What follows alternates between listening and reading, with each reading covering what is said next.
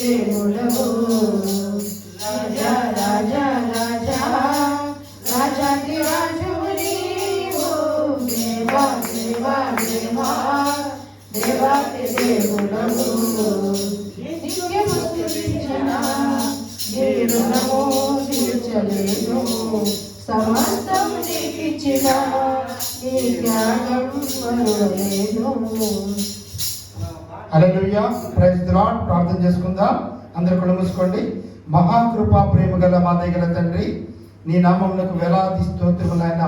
ఈ శుక్రవారం ఉపవాస ప్రార్థన కొడికిలో నీ బిడ్డలమైన మేమందరము తండ్రి హృదయపూర్వకంగా నేను స్తుతించి కనపరచడానికి నువ్వు ఇచ్చిన కృపను బట్టి వందనాలు తండ్రి. ఈ సమయంలో నీ సేవకుని బోరుగా వాడుకుని నీ మాటలు నీ వాక్యాన్ని మాకు అందించండి. ప్రతి ఒక్కరు హృదయ ద్వారా తెరవండి తండ్రి. నీ వాక్యం నాటబడి ఫలించగలగన సహాయం దయచేయమని, నీవే నేరుగా మాతో మాట్లాడమని మా ప్రభు యేసుక్రీస్తు ద్వారా వినయంతో వేడుకొనుచున్నాము తండ్రి. ఆమేన్. ప్రతి ఒక్కరూ దేవుని వాక్యాన్ని తెరవండి. జేమ్స్ అంటే యాకోబు 5వ అధ్యాయం 11వ వచనం. ప్రకటన ముందు కొంచెం ముందే ఉంటుంది. 212వ పేజ్. యాకోబు 5వ అధ్యాయం 11వ వచనం. సహించిన వారిని ధన్యులను కొంచున్నాము కదా, మీరు యోబు యొక్క సహనముల గురించి వింటిరి.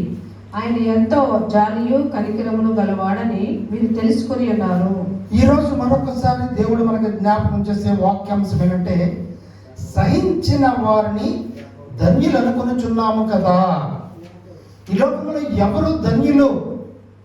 ఎవరు? జేమ్స్ అండి, యాకోబు అంటారు. అది పేతురు ముందు ఉంటుంది. పేతురుకి ముందు, ప్రకటనకి ముందు పేతురు ఉంటుంది. ప్రకటనగా పేతురు ముందు జేమ్స్ ఉంటుంది. 212వ పేజీ కొత్త నిబంధన గ్రంథంలో జేమ్స్. ఓకే, సహించిన వారిని ధన్యులు అనుకొనుచున్నాము కదా. ఈ లోకంలో ఎవరండి ధన్యులు? వాళ్ళు చాలా ధన్యులండి, చాలా బ్లెస్డ్ అండి, చాలా ఆశీర్వదింపబడిన వారండి అని మనం ఎవరి గురించి మనం చెప్పగలుగుతాము అంటే, దేవుని వాక్యం ఏం చెప్తుందంటే, సహించిన వారిని ధన్యులు అనుకొనుచున్నాం కదా.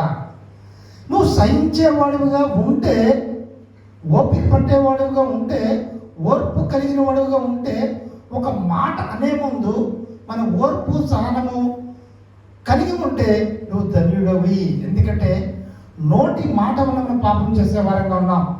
మనము క్షణికావేశంలో మరి అనాలోచితంగా ఆలోచన లేనిగా విధంగా మనం మాట్లాడుతున్నప్పుడు మనకు తెలియకుండానే విస్తారమైన మాటల్లో దోషం ఉండక మానదని దేవుడి వాక్యం సెలవిస్తుంది. అందుకనే ఒక మాటనన్నా, ఒక దెబ్బనన్నా మర్చిపోతారు కానీ ఒక మాటని మర్చిపోలేని వారిగా ఉన్నారు. అందుకని ఈరోజు దేవుడు ఏమని సెలవిస్తున్నాడంటే, సహించిన వారిని ధన్యులు అనుకొనుచున్నాము కదా. నిజంగా నువ్వు ధన్యురాల్లాగా ఉండగలుగుతున్నావా? ధన్యుడు అంటాడు ఏంటంటే బ్లెస్డ్, నువ్వు ఆశీర్వదింపబడిన వాడివి. నువ్వు ధన్యుడిగా ఉంటున్నావు అంటే నీకు ఏ లక్షణం ఉండాలండి? సహించే లక్షణం ఉండాలి. చీటికి మాటకి కోపం వచ్చే గుణం అనేది మనకు ఉండకూడదు. ఉద్రేకపూరితమైన ఆవేశపూరితమైన లక్షణం మనకు ఉండకూడదు. కాబట్టి సహించిన అనుభవం మనకు కలిగి ఉండాలి. బైబిల్లో అటువంటి వ్యక్తి ఎవరు ఉన్నారంటే, మీరు యోబు యొక్క సహనముల గురించి వింటేది కదా. యోబు గ్రంథం అంతా 42 అధ్యాయాల్లో ఆయన సహనముల గురించి వ్రాయబడ్డది. ఆయన దేవుడు ఎంతవరకు కష్టపెట్టడానికి పర్మిషన్ ఇచ్చాడంటే, సైతానికి తను బిడ్డలందరూ చనిపోయారు, తన ఆస్తంతా పోయింది, తన పశువులు పోయి, తన పనివారు చనిపోయారు, ఆఖరికి తనకి కూడా కింద నుంచి పైదాకా అనారోగ్యం వచ్చి ఇంటిలో నుంచి బయటికి పెంట మీదకి త్రోసివేయబడిన పరిస్థితి. అటువంటి పరిస్థితుల్లో కూడా ఇంత చీమంతైనా కోపం రాలా, చిరాకు పడలేదు, కోపం రాలేదు, అసహనానికి గురవ్వలేదు, మనసులో ఒత్తిడికి గురవ్వలేదు, ఉద్రేకానికి గురవ్వలేదు. కానీ సహనాన్ని కలిగి ఉన్నాడు అటువంటి పరిస్థితుల్లో కూడా. అటువంటి పరిస్థితుల్లో కూడా నిర్మలమైన మనసు కలిగి చాలా చక్కని ప్రశాంతమైన ముఖంతో సహనము కలిగి ఉన్నాడు. అందుకనే మీరు యోబుని గురించి, సహనముని గురించి వింటారు కదా. ఆయన ఎంతో జాలియు కనికరము గలవాడని మీరు తెలుసుకుని ఉన్నారు. నిజంగా మన హృదయంలో ఎంతో జాలి కనికరం ఉంటే మనకు ఓర్పు అదే వస్తూ ఉంటుంది. ఓర్పు అందుకనే పిల్లలు కనని వారికి పిల్లల కన్నవారికి డిఫరెన్స్ ఉంటుందండి. మీరు ఎప్పుడైనా అబ్జర్వ్ చేశారు లేదా? పిల్లల కన్నవారికి అప్పుడు దాకా పెళ్లి కాకముందు చాలా కోపంగా ఉన్నవారు కూడా పెళ్ళైన తర్వాత పిల్లలు కన్నా తర్వాత ఆ పిల్లలను సాకేటప్పుడు వాళ్ళ కోపాన్ని పోగొట్టుకుని సాత్వికులుగా మారిపోతూ ఉంటారు. ఎందుకంటే వారి బిడ్డలను సాకడంలో వారు ఎంతో జాలి ఎంతో కనికరము నేర్చుకుంటారు. తద్వారా సహనాన్ని ఓర్పును నేర్చుకుంటూ ఉంటారు. కొంతమందికి పెళ్లి కాకుండా ఉన్నవారు చాలా కోపంగా ఉంటూ ఉంటారు కదండి. పెళ్లి కాకుండా ఉన్నవాడు కోపంగా ఉంటూ ఉంటారు. పెళ్ళైన తర్వాత కూడా బిడ్డలు లేనప్పుడు కూడా వాళ్ళు చాలా పిసినారులుగా ఉంటూ ఉంటారు, కోపంగా ఉంటారు, పిసినారులుగా ఉంటూ ఉంటారు. వాస్తవానికి బిడ్డలు లేని వారికి చాలా అన్ని సమృద్ధిగా ఉంటాయి, కానీ వారు ఒక్క రూపాయి కూడా ఖర్చు పెట్టడానికి ఇష్టపడని వారిగా ఉంటారు. ఎందుకంటే వారికి పిల్లల ప్రేమ తెలియదు. పిల్లల ప్రేమ తెలియదు. వారికి ఎంతో జాలి కనికరం అనేది, వారి బిడ్డల మీద జాలి చూపించడం కనికరం చూపించడం అనేది తెలియదు. కాబట్టి వారు ఏం చేస్తారండి, కఠినత్వాన్ని కలిగి ఉంటారు. వేరే బిడ్డల్ని చూసినప్పుడల్లా చేరదిద్దామని ఆలోచన ఉండదు వాళ్ళకి. వేరే బిడ్డలకి ఏదైనా కొందామని ఆలోచన ఉండదు. ఎందుకంటే వారికి ఆ కన్న ప్రేమ లేదు కదా, ఆ ప్రసవ వేదన లేదు కదా. ఆ ప్రసవ వేదన కన్న ప్రేమ ఉంటే వారికి ఎంతో జాలి కనికరం అనేది తెలుస్తుంది. ఆ ఎంతో జాలి కనికరం తెలిస్తే సహనం అనేది వస్తుంది. కాబట్టి ఈరోజు నువ్వు కూడా అటువంటి ప్రసవ వేదన కలిగిన అనుభవం ఉండాలి. ఆత్మీయ జీవితంలో ఈ లోకంలో అనేకమైన శ్రమల యొక్క ప్రసవ వేదన నువ్వు పడగలిగినప్పుడు అప్పుడు అది నీకు ఓర్పు నేర్పిస్తూ ఉంటుంది. నాకు శ్రమలు లేవు, నాకు కష్టాలు లేవు, నాకు ఏ నష్టం లేదు అని అనుకుంటే నీకు ఓర్పు అనేది ఎలా తెలుస్తుంది? నీకు ఓర్పు రాదు. ఓర్పు దేవునితో వంట కట్టబడినప్పుడు దేవుడు మనకి ఓర్పు నేర్పిస్తూ ఉంటాడు. లోకం మీద ఆధారపడితే మనుషుల పరిస్థితులను బట్టి, మనుషుల మాటలను బట్టి మనకు చిరాకు, కోపం, ఇరిటేషన్ డెవలప్ అయిపోతూ ఉంటుంది. కానీ దేవుడి మీద ఆధారపడుతున్నప్పుడు మనం వారి వైపు చూసినా మళ్ళీ మనం మారిపోయే అవకాశం ఉంది. కాబట్టి దేవుడిని బట్టి మనం ఓర్పు కలిగే వారంగా ఉంటాం. కాబట్టి ఈరోజు దేవుడు ఏమో వాక్యం సెలవిస్తున్నాడంటే, సహించిన వారిని ధన్యులు అనుకొనిచున్నాము కదా, మీరు యోబు యొక్క సహనమును గురించి వింటిరి, ఆయన ఎంతో జాలియు కనికరమును కలవాడని మీరు తెలుసుకుని ఉన్నారు. ఇప్పుడు ఈ రోజున మీరు నేను కూడా ఈ లోకంలో ఆశీర్వదింపబడిన దానికి వేరే నిర్వచనం ఉండొచ్చు, కానీ నీవు ఆశీర్వదింపబడి ధన్యుడుగా ధన్యురాలుగా ఉండాలంటే నీకు సహనము ఓర్పు అనే లక్షణాన్ని ఉంది అనే విషయాన్ని గమనించగలగాలి. అది ఒకవేళ లేకపోతే ప్రభువా నాకు సహనాన్ని ఇయ్యి, నాకు ఓర్పునియ్యి అనే విషయాన్ని మనం ప్రార్థన చేసుకుంటే నిజంగా అన్ని పరిస్థితుల్లో కూడా మనం ఏంటంటే దేవుని విషయంలో తప్పిపోకుండా ఉండగలుగుతాం. కాబట్టి ఈ సహించే విషయంలో 7 విషయాలు చెప్తాను. ఏ విషయాల్లో సహించాలి, ఎలాంటి పరిస్థితులు వస్తూ ఉంటాయి మన మీదకి, ఎలాంటి పరిస్థితుల్లో మనం సహనం కలిగి ఉండాలి కదండి. ఇప్పుడు మనం ఊరు వెళ్తున్నాం అనుకోండి, పేరెంట్స్ పిల్లల్ని ఉండమన్నా వచ్చేస్తామనండి, తలుపులు జాగ్రత్తగా వేసుకోండి, ఇలాంటి జాగ్రత్తలు చెప్తాం కదా. ఎవరు వచ్చినా సరే తలుపు తీయద్దు, కాలు వేలు కొడితే బయట నుంచి చూడండి, తీయొద్దు అక్కడి నుంచి, ఇలాంటి జాగ్రత్తలు అన్నీ చెప్తూ ఉంటాం. ఊరు వెళ్తామండి పిల్లలకి వెళ్ళి ఉంచితే. అలాగా ఎటువంటి పరిస్థితులు వస్తున్నప్పుడు నువ్వు సహనాన్ని కలిగి ఉండాలి, ఎటువంటి పరిస్థితులు లోకంలో ఉన్నాయి అనే 7 విషయాలు చూద్దాం. చూడండి, 2వ దశలోనికి రాసిన పత్రిక 1వ అధ్యాయం 4వ వచనం. 2వ దశలోనికి పత్రిక 1వ అధ్యాయం 4వ వచనం చదవండి. 2వ దశలోనిక 1:4. అందువలన మీ హింసలన్నిటిలోనూ మీరు సహించుచున్న శ్రమలలోనూ మీ ఓర్పును విశ్వాసమును చూచి మేము దేవుని సంఘములలో మీ యందు అతిశయపడుచున్నాము. కాబట్టి మీ యొక్క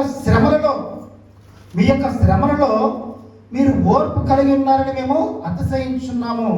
కాబట్టి శ్రమ వచ్చిందా, మనం ఓర్పును చూపించగలగాలి. శ్రమ వచ్చినప్పుడు ఓర్పును చూపించగలగాలి. ఆ ఓర్పును చూపించినప్పుడే దేవుడు మన జీవితాల్లో అద్భుత కార్యాలు చేయగలుగుతాడు. కొన్ని సందర్భాల్లో ఎక్కువగా మనం ఓర్పు చూపించలేకపోయే సందర్భాలు ఏంటంటే మాటల ద్వారా వచ్చే కష్టం.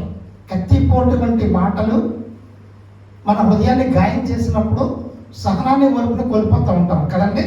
కాబట్టి మన దేవుడు ఎప్పుడైతే ఓర్పు నేర్పిస్తూ ఉంటాడో మనం ఏం చేయాలంటే శ్రమ కలిగినప్పుడు కూడా నువ్వు ఆ సమయంలోనే నిబ్బరం కలిగి ఓర్పు కలిగిన వారంగా ఉండాలి.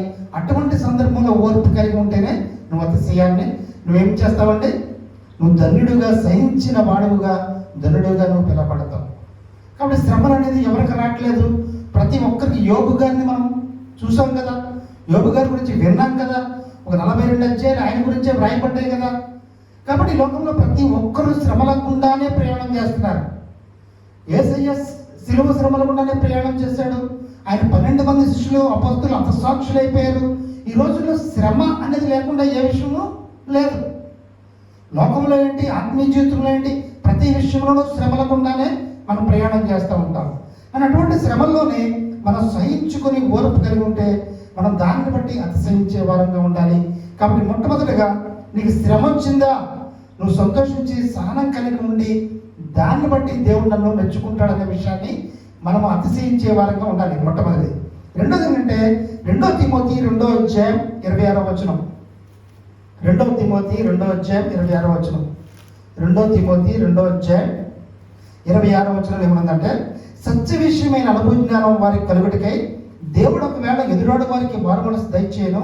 అందువల్ల సాతాను తన ఇష్టం చొప్పున చెరపట్టిన వీరు వాని ఇరులో నుండి తప్పించుకొని మేలుకొనుదురేమో అని ప్రభు యొక్క దాసుడు అంటే వారిని సాత్వికంతో శిక్షించుచు జగడమాడక అందరిలా సాధువుగాను బోధింప సమర్థుడిగాను కీడును సహించుకుడు వాడుగాను ఉండవలెను. కాబట్టి కీడు ఎదురైనప్పుడు కూడా సహనం కలిగి ఉండాలి. మనకి కీడు చేస్తున్నప్పుడు కూడా సహనము ఓర్పు కలిగి ఉంటే దేవుడు మనం భరించలేనంత కీడును మనకి కలిగించడు. కానీ ఆ కీడులో సహనం కలిగి ఉన్న ద్వారా ఒకానొక దినాన ఆ కీడులో నుంచి మనం ఏమవుతామండి, శ్రమని ఆనందభరితంగా మారుస్తాడు. దుఃఖాన్ని ఆనందభరితంగా దేవుడు మార్చేవాడిగా ఉన్నాడు. కాబట్టి ప్రతి ఒక్కరూ ఏం చేయాలంటే కీడును సహించేవాడిగా ఉండాలి. ఎస్పెషల్లీ సేవకులైన వారు. ఇంకా ఎందుకంటే అనేకమైన పరిస్థితులు కదా, ఆ పరిస్థితులు అన్నింటిలో కూడా ఓపిక పట్టేవారుగా ఉండాలి. మన గుంటూరులో మ్యాథ్యూ అన్న ఒక ఆయన ఉంటారు, తెలుసా అండి మీకు? టీవీ చూడరా, మ్యాథ్యూ అన్న చాలా బాగా చెప్తాడు. ఈ మధ్యన చాలా మంది ఆయనకి వస్తున్నారు. ఆ అన్నకి మీరు ఎప్పుడు చూడలేదమ్మా, ఎప్పుడు టీవీలు పెట్టి చూడరా, సిస్టర్ గారు మీరు కూడా చూడరా? ఆయన పాపం దేవుడు సాగు పిలిచాడు. ఒక తాపీ మేస్త్రి, చదువుకోలేదు. ఇంత సమాజంలో ఇంత క్రైస్తత్వం ఉన్న పెద్ద పెద్ద చర్చెస్లో ఇన్ని నడుస్తున్న సమాజంలో మరి ఆ సతీష్ కుమార్ గారికి కూడా బ్యాక్ ఉన్న సమాజంలో ఒక తాపీ మేస్త్రిని దేవుడు పిలిచాడు. చనిపోదాం సాగుకు వచ్చాడు, సేవను ప్రారంభించాడు. నెమ్మదిగా 500 మంది సంఘం అయిపోయారండి తక్కువ కాలంలో. 500 మంది సంఘం అయిన తర్వాత ఆ సంఘం నుంచి సేవకుడిని ఏదో నేరం మోపి పంపించేశారు. అప్పుడు మళ్ళీ కట్టుబట్టలతో తన కుటుంబంతో అలా వెళ్ళిపోయి ఒక చోట ఉంటూ అలాగా ప్రారంభించి ఎంతో బాధలు పడుతూ, అంటే బాధపడతారు కదా ఎవరైనా, ఆ బాధపడుతూ చేస్తున్నప్పుడు ఈ రోజు నా 10,000 మందో 20,000 మంది ఉన్నారండి. అసలు చదువుకోలేనా, ఎంత చక్కగా అంటే ఆయన భాషలో పట్టు చదువుకోలేని ఎలాంటి భాష మాట్లాడతారో అలాగే మాట్లాడతాడు. మీరు విన్నారా మ్యాచ్? అలాగే మాట్లాడతాడు. కానీ చాలా చక్కగా ఉన్నట్టుగా సమాజంలో ఏం జరుగుతున్నాయో ఇవన్నీ పోసుకొచ్చినట్టు చెప్తూ దేవుని వాక్యాన్ని బోధిస్తూ ఉంటాడు. నిజంగా ఆశ్చర్యకరమే. ఆయన తీసుకెళ్ళి సతీష్ కుమార్ గారు సన్మానం చేశారు. ఆయన ఎంత ఆశ్చర్యకరమైన దేవుడు ప్రతి ఒక్కరిని ఆయన పిలుచుకున్న దేవుడు వాడుకునేవాడుగా ఉన్నాడు. ఇది ఎందుకు చెప్తున్నానంటే ఆయన శ్రమలు వచ్చినాయి అయినా సరే భరించినప్పుడు తగిన సమయంలో దేవుడు ఏం చేస్తాడంటే ఏ సమయంలో ఏ విధంగా వాడుకోవాలో ఆ విధంగా వాడుకునేవాడుగా ఉన్నాడు. కాబట్టి లోకంలో క్రైస్తవులు మనం, విశ్వాసులమైన మనం కుటుంబ జీవితంలో అదేవిధంగా ప్రతి రకమైన మన జీవితాల్లో మనం ఏం చేయాలండి, కీడును సహించేవాడిగా ఉండాలి. నీకు కీడు తలపెట్టిన వాళ్ళ విషయంలో సహించేవాడిగా ఉంటే ఒకానొక దినాన వారికే పశ్చాత్తాపం అనేది కలుగుతుంది. వారు మనకి అపకారానికి ఉపకారం మనం చేస్తూ ఉంటే ఒకనొక దినాన వారి కఠినమైన హృదయాలు మార్చబడేగా ఉంటాయి అని దేవుడి వాక్యం సెలవిస్తుంది. కాబట్టి రెండోదిగా, మొదటిది శ్రమను సహిస్తే మనం ధన్యులం అవుతాం. రెండోది కీడును సహిస్తే మనం ధన్యులం అవుతాం. మూడోది ఏంటంటే హెబ్రీ 10:32 చూడండి. ఏప్రిల్కి రాసిన పత్రిక 10వ అధ్యాయం 32వ వచనం. ఏప్రిల్కి రాసిన పత్రిక 10వ అధ్యాయం 32వ వచనం. అయితే మీరు వెలిగింపబడిన మీదట శ్రమలతో కూడిన గొప్ప పోరాటము సహించిన పూర్వపు దినములు జ్ఞాపకం తెచ్చుకోండి. అయితే మీరు వెలిగింపబడిన మీదట శ్రమలతో కూడిన గొప్ప పోరాటం సహించిన పూర్వపు దినముల జ్ఞాపకములకు తెచ్చుకొనుడి. కాబట్టి మనం దేవునిలో ఎప్పుడైతే వెలిగింపబడతామో, చూడండి, జీవము కలిగిన దేవుని చేతిలో పడుట భయంకరము. అయితే మీరు వెలిగింపబడిన మీదట శ్రమలతో కూడిన గొప్ప పోరాటము సహించిన పూర్వ దినములు జ్ఞాపకములు తెచ్చుకోండి. కాబట్టి దేవునిలోనికి వెళ్ళే కొలది సైతాన్ ఎక్కువగా తగినంత మనల్ని శోధించేవాడిగా ఉంటూ ఉంటాడు. చిన్నపిల్లలకి చిన్న ఎగ్జామ్స్, పెద్దవాళ్ళకి పెద్ద ఎగ్జామ్స్ ఎలా ఉంటాయో, కాబట్టి దేవునిలో వెలిగింపబడేకూడది ఆ వెలుగును ఆర్పాలను చూస్తూ ఉంటాడు. అటు నుంచి గాలి ఇటు నుంచి గాలి వచ్చి ఆర్పాలను చూస్తూ ఉంటాడు. కానీ మనం ఎలా ఉండాలంటే చాలా గట్టి నిబంధన చేసుకుని స్ట్రాంగ్ నిర్ణయం తీసుకుంటే, మనం ఎప్పుడు కూడా జ్ఞాపకం చేసుకుంటూ ఉంటుంటే ఆ శ్రమలో కూడా గొప్ప పోరాటం చేసే వారంగా ఉంటాం. మామూలుగా పోరాటం చేసే వాళ్ళకి ఎవరు జ్ఞాపకం చేసుకోరు కదండి. గొప్ప పోరాటం చేసే వారికే కదా ప్రతి ఒక్కరు గుర్తుపెట్టుకుంటూ ఉంటారు. నువ్వు గొప్ప పోరాటం చేసి దేవుని కోసం గొప్పగా నిలబడితే ఒక వ్యక్తి అనేక మందిని ప్రభావితం చేసే వ్యక్తిగా ఉంటాడు. ఒక వ్యక్తి అనేక మందిని ప్రభావితం చేస్తూ ఉంటారు. ఈ లోకంలో అనేకమైన వ్యసనాలు కలిగి అవినీతి పనుల మధ్య కూడా జీవిస్తూ నీతికి యథార్థంగా జీవించవచ్చు. నిన్నైతే మా థ్యాంక్స్ గివింగ్ ప్రేయర్లో కానీ చాలా పెద్ద ఆయన వచ్చాడండి. ఆయన సాక్ష్యం, నాకు పెళ్ళై 19 ఏళ్ళు అయింది. 19 ఏళ్ళ నుంచి వెంటనే ఇంటి పక్కన 2 ఇల్లు పక్కన ఇల్లు నేను చూడలేదు ఆయన్ని అన్ని సంవత్సరాల నుంచి. ఎందుకంటే నేను వెళ్ళినప్పుడు ఆయన కలవడు కదా, పెద్ద మనిషి కదా. వింటున్నాను 19 సంవత్సరాల నుంచి, చూడలేదు, మాట్లాడలేదు. అక్కడ జస్ట్ కొంచెం మందితో ఒక 30 మెంబర్స్తో పెట్టుకుందామంటే అనుకోకుండా ఆయన చాలా పెద్ద వ్యక్తి, గుంటూరు జిల్లాలో ఆయన వచ్చాడు. నేను అదేమో అన్నా, మిమ్మల్ని చూడటం మొదటిసారి ఇదే, మీ గురించి మాత్రం 19 సంవత్సరాల నుంచి నేను వింటున్నాను. ఎందుకంటే ఇక్కడ అనేకమైన వ్యసనాలతో, అవినీతితో, స్వార్థ ప్రయోజనాలతో ఉండే ఈ సమాజంలో ఒక్క మచ్చ కూడా లేకుండా నీతిమంతుడిగా యథార్థవంతుడిగా ఉండడమే కాకుండా చేతులు ముడుచుకుని ఇంట్లో కూర్చునే వ్యక్తిగానైనా ఇలాంటి వ్యక్తుల మధ్య సమాజాన్ని ప్రభావితం చేస్తూ క్రైస్తవ్యంలో ఒక నీతిపరుడిగా చాలా మందిని ప్రభావితం చేస్తూ నిలబడుతూ చాలా స్ట్రీమ్లైన్ చేస్తూ ఉంటాడండి ఆయన క్రైస్తవ సమాజాన్ని. నాకు ఆయన చూస్తే చాలా ఆశ్చర్యం అనిపించింది. ఈ రోజుల్లో కూడా ఇన్ని మరి ఎవరు ఉంటారు, ఇప్పుడు ఎవరన్నా హట్ అయ్యారనుకోండి, మనకి ఎందుకురా బాబా అని పోతూ ఉంటాం, అవునా కదా. మంచి చేస్తే కీడు ఎదురైంది మనకి ఎందుకని అనుకోవాలి. అలాంటి నిజంగా చూసారంటే మన ముందెత్తుకుంటూ ఉంటారు, కానీ వాళ్ళ సాక్ష్యం ఎలా ప్రభావితం చేస్తూ ఉంటారు. ఆ వ్యక్తిని చూడాలి. ఆ జడ్జి గారు కూడా చాలాసార్లు చెప్తుంటాడు ఆయన గురించి. అని ఇక్కడ ఎందుకు మాట్లాడుకుంటున్నామండి మన మధ్యలో ఉన్న మనిషి గురించి? సాక్ష్యం అనేది వ్యక్తులను చూడకపోయినా, మాట్లాడకపోయినా అనేకమైన హృదయాలను తెలియకుండానే ప్రభావితం చేస్తూ ఉంటుంది. కాబట్టి అలా ప్రభావితం చేయాలి అంటే మనం ఏం చేయాలి? గొప్ప పోరాటం చేసే వ్యక్తిగా ఉండాలి. నీతి కోసం, యథార్థత కోసం, యథార్థతలో నిలబడుతూ మనం అనేక మందికి మేలు చేయడం కోసం పోరాటం చేసే వ్యక్తిగా ఉంటే మనం జీవించినంత కాలం 10 మందికి వెలిగించే వారంగా ఉంటాం, 10 మందికి మేలు చేసే వారంగా ఉంటాం. ప్రతి ఒక్కరిని సహించి మరి ప్రతి ఒక్కరికి మేలుకరంగా మనం ఉండగలుగుతాం. అనేక మంది హృదయాల్లో మనము మరి ఇన్స్పిరేషన్గా ఉండగలుగుతాం. ఎలా ఉంటామంటే అనేక మందికి మాదిరికరంగా ఉండగలుగుతాం. మన జీవితం అనేక మందికి మాదిరికరంగా ఉండగలుగుతుంది. కాబట్టి దేవునిలో ఒక గొప్ప పోరాటం చేసేవారు, వారు సహించే గుణం కలిగిన వారు మాత్రమే గొప్ప పోరాటాలు చేయగలుగుతారు అనే విషయాన్ని దేవుడు జ్ఞాపకం చేస్తున్నాడు. అలాగే Hebrews 12:2 ఏముందంటే, చూడండి, చదువుతున్నా, మనము కూడా ప్రతి భారంలో సులువుగా చిక్కులు పెట్టి పాపమును విడిచిపెట్టి విశ్వాసమైన కర్తయు దాన్ని కొనసాగించేవాడైన యేసు వైపును చూచుచు మన ఎదుట ఉంచబడిన పందెములో ఓపికత పరిగెత్తడము, ఆయన తన ఎదుట ఉంచబడిన ఆనందం కొరకే అవమానమును నిర్లక్ష్యపెట్టి సిలువను సహించి, దేని సహించాడైనా? సిలువను సహించాడైనా. కొరడాలతో కొట్టబడుతున్నప్పుడు సహనం వహించాడు, మొన్న కిరీటం పెడుతున్నప్పుడు సహనం వహించాడు, మొక్కం మీద ఉమ్మేస్తున్నప్పుడు సహనం వహించాడండి. అంటే సిలువ శ్రమలన్నింటినీ ఆయన సహనంగా భరించాడు, ఎదురు తిరగలేదు. వారిని అలాగా విధేయత కలిగి ఆ శ్రమలన్నింటినీ స్వీకరించిన వ్యక్తిగా ఉన్నాడు. కాబట్టి ఆయన ఏ విధంగా సహనం కలిగి ఉన్నాడో మనం కూడా అటువంటి సిలువలో కూడా సిలువ హింసలను కూడా సహనంతో ఏ విధంగా భరించాడో మనం కూడా కొన్ని సందర్భాల్లో సహనం కలిగి ఉండగలగాలి. అందుకనే మన పిల్లలకైనా ఏం నేర్పిస్తూ ఉండాలి అంటే, బయట సమాజంలో అడ్జస్ట్ అవ్వాలంటే ఓపిక పట్టడం నేర్పించాలి, సహనం కలిగి ఉండడం నేర్పించాలి. ఆడపిల్లలకే కాదు, మగ పిల్లలకే కాదు. ఏదో పంతానికి పట్టింపుకి వెలిపితపోతూ ఉన్నాం అనుకోండి, అవతల వ్యక్తులు దుష్టులు ఉన్న లోకంలో వాళ్ళు కూడా పంతాలకి పట్టుకులకి వెళ్ళిపోతే ఒకరికొద్దున నష్టాన్ని కూడా తెచ్చుకుంటూ ఉంటాం. దుష్టులతో పంతానికి వెళ్ళకూడదు. అర్థమైందా? ఆడపిల్లలకైనా మగ పిల్లలకైనా మనం పంతానికి వెళ్ళే మన రైట్ అవ్వచ్చు, పంతానికి పట్టుకులకి వెళ్ళే గుణం నేర్పించుకోవడం.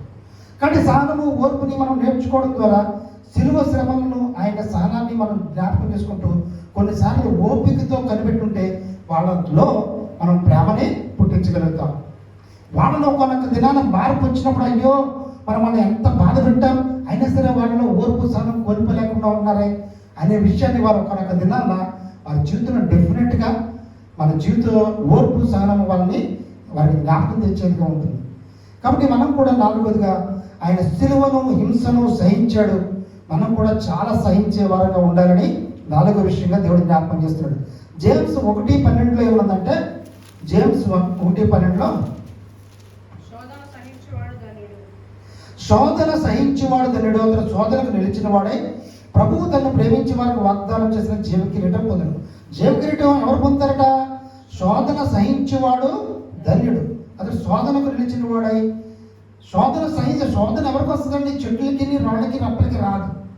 ఎవరికి వస్తుంది? మనుషులకే వస్తుంది. దేవుడు నమ్ముకున్న బిడ్డలకే వస్తుంది. దేవుళ్ళలో ప్రార్థన ఎక్కువగా చేస్తున్న వాళ్ళకే వస్తూ ఉంటుంది శోధన. కానీ ఆ శోధనను సహిస్తే నువ్వు ధన్యుడిగా ఉండగలుగుతావు. కాబట్టి ఏదైనా ఎగ్జామ్స్ రాస్తా ఉంటే కదా మనం ఏంటనేది తెలిసేది కదండి. కొంతమంది పడిన ప్రతి జాబ్కి అప్లై చేస్తూ ఉంటారు. గవర్నమెంట్ జాబ్స్లో ఎస్ఎస్సి కానించి ఆర్ఆర్బి కానించి ఒకటి కాదు రెండు కాదు అన్నీ అప్లై చేస్తూ ఉంటారు. ఎందుకని? ఆ జాబ్ కన్నా కాదు, నువ్వు రాస్తా ఉంటే నీ యొక్క నాలెడ్జ్ అనేది టెస్ట్ చేసుకోగలుగుతూ ఉంటావు. నువ్వు ఆ టైంలో ఎలా అనేది తెలుస్తూ ఉంటుంది. ఇప్పుడు శోధనలు వస్తూ ఉంటాయి. నువ్వు ఆ శోధనలు సహించడం అనేది నువ్వు నేర్చుకోగలిగితే నువ్వు ధన్యుడిగా ఉండగలుగుతావు. అటువంటి పరిస్థితుల్లో ఉండాలనే విషయాన్ని దేవుడు జ్ఞాపకం చేస్తున్నాడు. ఆరోదిగా 1 పేతురు 2:19 చూడండి. 1 పేతురు 2:19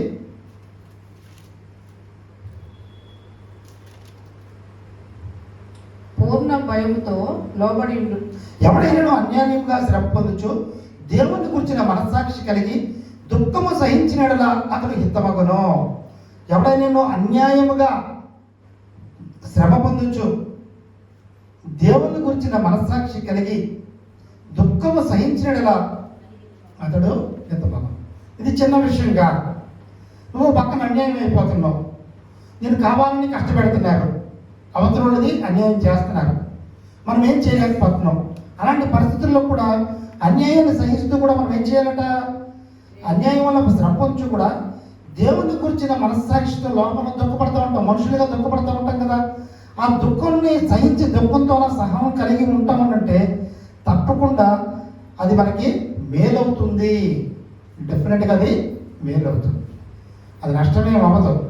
నువ్వు అన్యాయం అయిపోతున్నావు అని తెలిసినా సరే తను ఓపికతో దేవుని మనస్సాక్షిని బట్టి దుఃఖపడుతూనే ఉంటాం, దేవుడి దగ్గర మనపడుతూ ఉంటాం, దేవునికే చెప్పుకుంటూ ఉంటాం. అలాంటి సందర్భాలలో మనం ఏమవుతామండి? అది మేలుగా మారుతుంది. గత కాలంలో అనేక కుటుంబాలు నిలబడడానికి ఏంటంటే తల్లిదండ్రులు చెప్పేవారు, అమ్మ మీ భర్తని ఎదిరించొద్దు, మీ అత్తమామని ఎదిరించొద్దు, మీరు ఓపిక పట్టు ఉండండి అని నేర్పించేవారు. ఇంక వాళ్ళు ఏంటంటే అదే ఒకటే తెలిసి వాళ్ళకి ఎన్ని కష్టాలు వచ్చినా పుట్టింటికి రావద్దు, కష్టం వచ్చినా పుట్టినా తిట్టినా నీకు అదే ఇల్లు, ఈ కాన్సెప్ట్ ఉండేది ఒక 30-40 సంవత్సరాలు. కాబట్టి 24 గంటలు మాట్లాడకపోవడం మీద ఏమి ఉండరు, అభిప్రాయ భేదాలు అంతే. ఏ ఇద్దరికి ఒకే అభిప్రాయం ఉండదు కదా. కానీ అవన్నీ సైనించుకుంటా వచ్చిన మీద కుటుంబానికి గౌరవం, మరి పెద్ద రౌడీలు కూడా మంచిగా మారిపోయిన సందర్భాలు ఉన్నాయి, పిల్లల ప్రయోజనమైన సందర్భాలు ఉన్నాయి. ఇవన్నీ చూసి జ్ఞానవంతులను తన ఇల్లు కట్టానని దేవుని వాక్యం రాశారు. కాబట్టి దుఃఖం అనేది కలగకుండా ఉండదు. కానీ ఆ దుఃఖాన్ని బట్టి ఏదో తేలిపోవాలి అనుకుంటే దాన్ని అల్టిమేట్గా నష్టపోయేది ఎవరంటే కుటుంబం చిన్నాభిన్నమైపోతుంది. మీకు విషయం ఏంటంటే పిల్లలకి ఎప్పుడైతే తల్లి తండ్రి ప్రేమ ఆదరణ అందలేదో వారి లోకంలో చాలా వైలెంట్గా తయారైపోతారు, సమాజంలో వారి సమాజానికి చాలా చెడ్డగా తయారైపోతారు. కాబట్టి మనం సాక్రిఫై అవుతూ ఉండాలి. మనసులో దుఃఖం వస్తూ ఉంటుంది, అయినా సరే మనం భరిస్తూ ఉండాలి. ఆ దుఃఖాన్ని భరిస్తూ ఉంటుంటే అది నీకు హితమవుతుంది, ఒకనొక దినాన మేలుగా ఉంటుంది. అందుకనే సామెతలు 31 అధ్యాయం 10వ వచనం నుంచి చిట్ట చివరి వరకు ఆమెని జ్ఞానవంతులని అందరూ భర్త పొగుడుతున్నాడు, పిల్లలు పొగుడుతున్నారు, అందరూ పొగుడుతూనే ఉన్నారు. నీ అంత ధన్యురాలు ఇంకెవరూ లేరు, నీ అంత ధన్యురాలు ఎవరూ లేరు అని చెప్తున్నారు. నిజంగా అలా చెప్పగలిగే స్థితిలోకి ఆమె ఎందుకు వచ్చిందంటే, ఆమె మనలాగా అనేకమైన పరిస్థితుల్లో కూడా దుఃఖమును సహించగలిగింది. కాబట్టి అన్యాయం అయిపోతున్నప్పుడు కూడా దుఃఖాన్ని సహించగలిగే స్థితిలో మనం ఉంటే డెఫినెట్గా దేవుడిని మనకు మేలు చేసేవాడిగా ఉన్నాడనే విషయాన్ని దేవుడు జ్ఞాపకం చేస్తున్నాడు. ఇంకా చెట్టు చివరిగా చూడండి, 1 కొరింథీ 9:12 1 కొరింథీ 9:12 ఏముంది?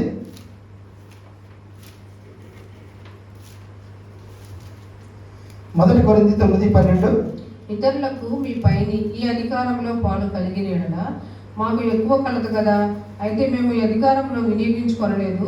క్రీస్తు సువార్తకు ఏ అభ్యంతరమైనను కలుగజేయకుండుటకై అన్నిటినీ సహించుచున్నాము. క్రీస్తు సువార్తకు ఎటువంటి ఆటంకం, ఎటువంటి అభ్యంతరం కలుగు చేయకుండాకై అన్నిటినీ సహించున్నాము. కానీ మనం ఎందుకు సహించాలంటే, ఎవరే మాట చెప్పినా సరే సరే సరే సరే సరే అని ఎందుకు పడుతూ ఉంటాం? క్రీస్తు సువార్త మన యొక్క లక్ష్యం, మన దర్శనం ఏంటి? క్రీస్తు సువార్తకు అభ్యంతరం కలగకూడదు.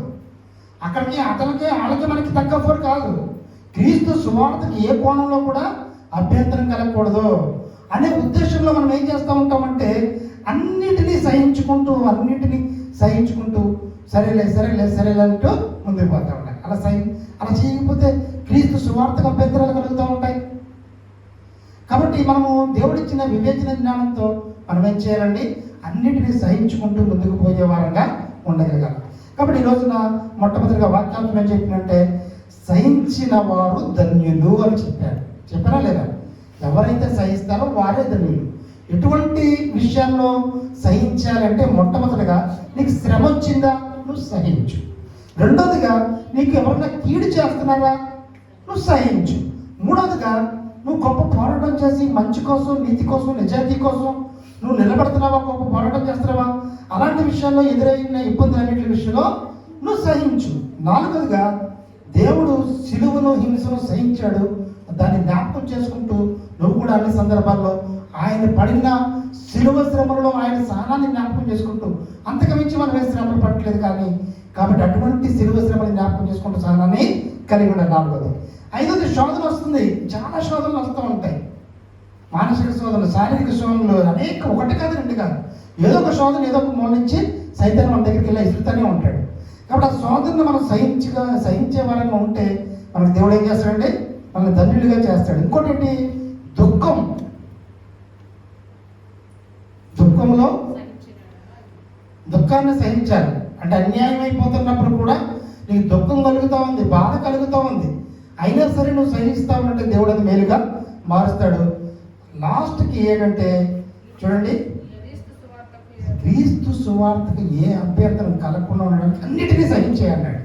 అంటే మనుషులుగా ఏంటి అన్నింటినీ సహించలేకపోతూ ఉంటారు.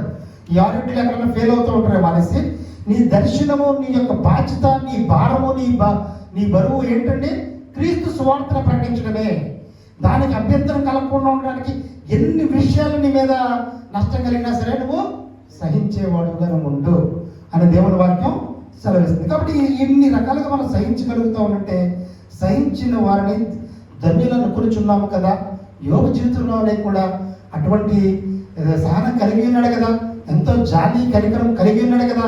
ఆయనే మనకి ఎగ్జాంపుల్గా, యేసయ్య మనకి ఎగ్జాంపుల్గా ఉన్నాడు. కాబట్టి ఈరోజు దేవుడు సహనం గురించి మరొకసారి మనకు జ్ఞాపకం చేస్తున్నాడు. అటువంటి సహనాన్ని మనం కలిగి ఉండడం ద్వారా దేవుని యొక్క ప్రేమను ఇతరులకు చూపించే వారంగా ఉంటాం. అటువంటి ఆత్మీయ అనుభవాలు ఉండాలని ఈ సమయంలో ప్రార్థన చేసుకుందాం. పాస్టర్ గారు ప్రార్థన చేసిన తర్వాత సండే స్కూల్ పిల్లలందరూ ప్రార్థన చేసేయండి.